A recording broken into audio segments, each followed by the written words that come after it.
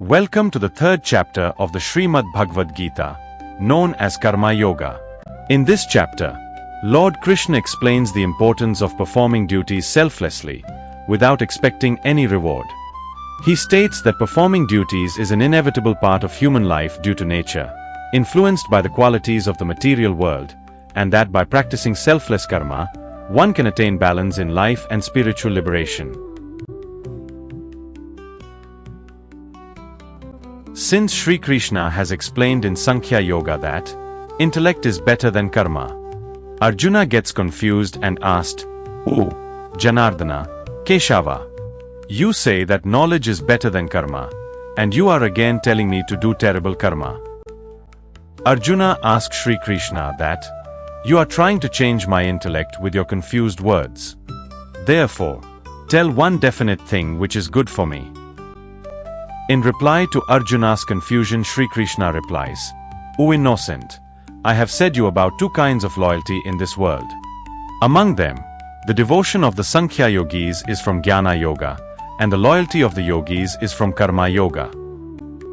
Man cannot attain yogic loyalty without performing karmas, and cannot attain siddhi, or Sankhya loyalty, by merely sacrificing karma. No human being can remain without performing karma even for a moment, because human beings are bound to perform karma due to the natural qualities by birth, making them subject to compulsion. A foolish person pretends to have controlled his senses and acts like a yogi. While thinking about sensory pleasures in his mind, he is considered hypocritical. Arjuna, the person who controls the senses with the mind and practices karma yoga through all the senses, but without attachment to them, is considered the superior. Perform your prescribed duties. Doing karma is better than not doing karma.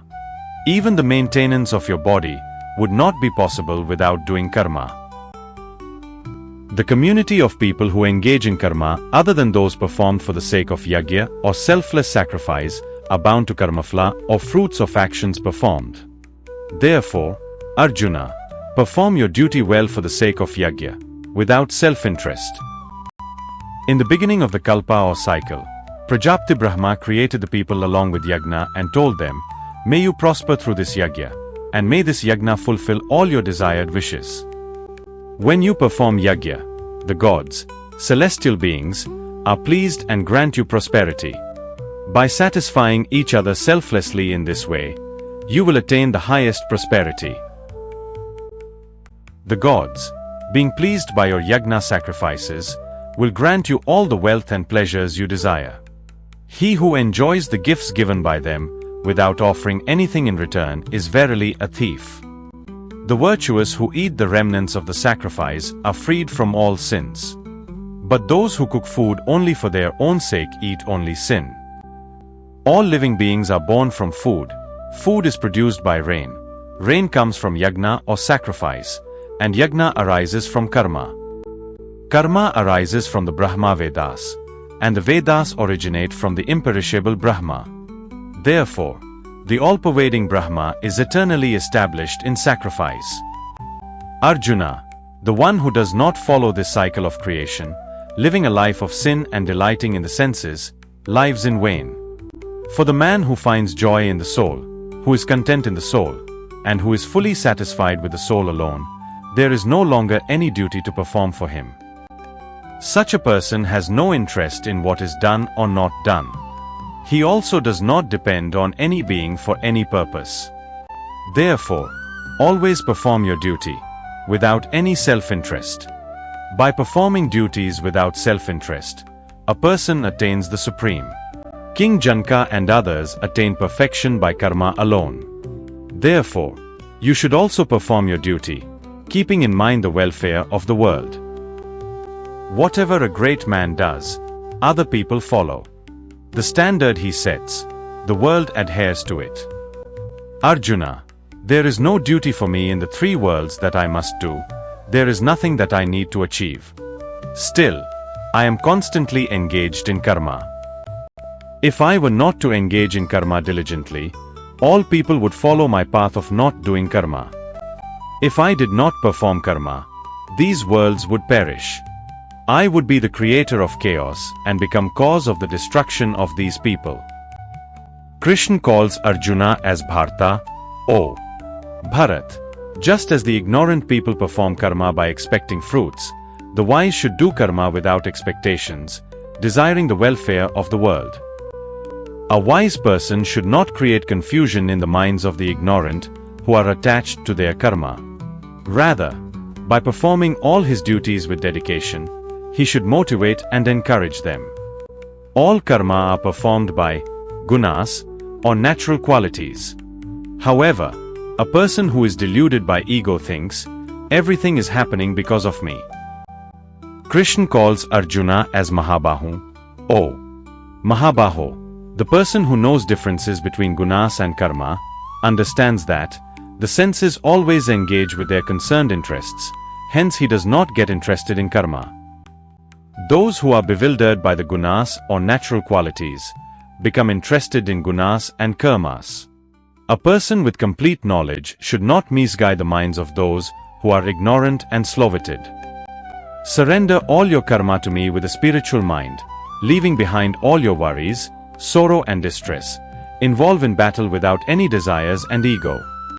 Those who continuously follow my words with faith and without jealousy are liberated from the bondage of their karma. But those who, out of jealousy, do not follow my teaching, are deluded from all knowledge, they are senseless, and their life is ruined. Even a wise man behaves according to his own guna or natural quality. All living beings follow their own nature. A mere repression cannot achieve anything. For every matter of sense and its interest, there are established feelings of attachment and aversion. One should not come under their control, because they are one's formidable enemies on the path to self-realization. It is better to follow one's own dharma, even if it is imperfect, and others' dharma is flawless and perfect. It is glorious to die in the pursuit of one's own dharma. Following another's dharma is fraught with danger. Arjuna said, O Krishna, what is it that drives a person to commit sin, as if compelled by some force? Even if the person is not willing. Lord Krishna said, it is desire and anger, which arises from the quality of rajas, that later transforms into anger. It is insatiable and the source of great evil. Understand this as the first enemy of a man in this world. Just as fire is covered by smoke, a mirror covered by dust, and an embryo is enveloped by the womb, so is this knowledge covered by desire. O Kante, Arjuna, the knowledge of the wise is covered by this insatiable fire of desire, which is their eternal enemy. The senses, mind, and intellect are said to be the home of this desire. Through them, it conceals the knowledge of the embodied soul and deludes it. Therefore, O best of the Bharats, first of all, control your senses. Then, completely destroy this sinful desire that is the destroyer of knowledge and self-realization.